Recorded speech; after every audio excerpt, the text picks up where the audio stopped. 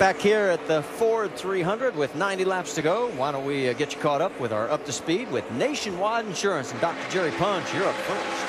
Thank you, Marty. You know, Carl Edwards has won 8 races this year in the Nationwide Series. That is more than he's ever won in a single year in his career. And although Carl's a great driver and Roush Fenway is a great team, a lot of credit has to go to Mike being the crew chief who's been making the calls. Mike's name synonymous with success here at Roush Fenway. What we have just learned in the last hour or so, that Mike does not have a contract for next year. And apparently he has 2 very viable offers, one for Turner Motorsports and one from Kyle Busch Motorsports to go work for next year. What a valuable asset he would be and a huge loss for Roush Fenway. Dave. Ricky Stenhouse Jr. runs into second position, and moments ago a NASCAR official walked up onto the pit box, up the ladder, to talk to crew chief Mike Kelly. You see Mike listening intently, and then he gives him a little bit of a look as if, "Are you sure?" slaps him on the back, and then he told his driver. All right, man, I got the word. You are the champ. Let's go do this tonight. The car has been handling pretty well for Ricky. You saw him racing his teammates there. They're in good shape. They were talking about just air pressure adjustments because they think they're very close. Vince? Well, if Stenhouse is to win the race along with the championship, he might have to beat that guy behind him, and that's Trevor Bayne, who's been one of the fastest on the track all night long. You know, since crew chief Chad Norris took over in August, these guys have started putting results together. They won at Texas a couple of weekends ago, 5 straight top 10s, another strong run tonight. It's progress into 16. Doc?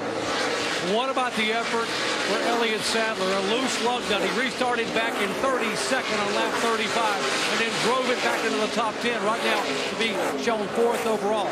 Elliott said he wants to win a race this year for himself, but for all these guys. He's been told none of these guys on his crew will be back with him next year. They're moving to a different car in the same Nationwide stable. Now, what about Brad Keselowski? This car he is driving was brand new at Kansas. Talking about the 22 car right there.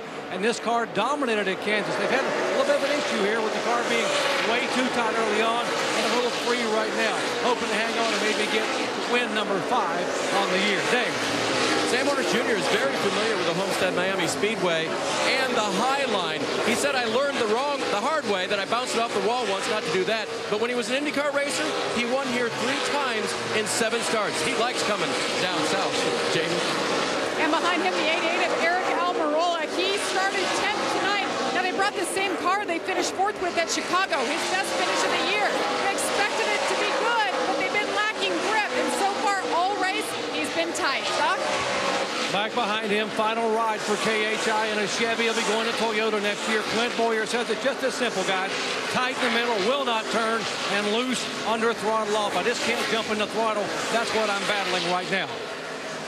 And Kenny Wallace behind him in the 09 started the evening 16th. On that last pit stop, they took 4 tires and they added air to the right rear. The problem was he left a little early, so they're not sure they got it full, but they think they're going to be okay. Dave? You see Joey Logano up there next to the wall running the Extreme High Line. The car's been mostly loose tonight. He thinks it's a little bit better, but he thinks they might want to keep going in the direction that they've been going tuning-wise on that 20 car for Logano. Jamie? And Denny Hamlin running 11th right now. Started the night 7th. Yesterday was his birthday, turned 31 years old. Now, Denny Hamlin is a 6 different driver that's been in the 18 car this year, and that alone was big for this team to come in contention for that owner's championship.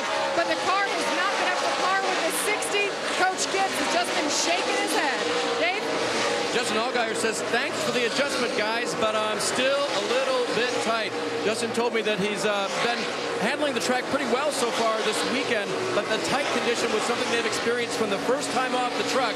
Still haven't got it quite where the driver likes it. Marty?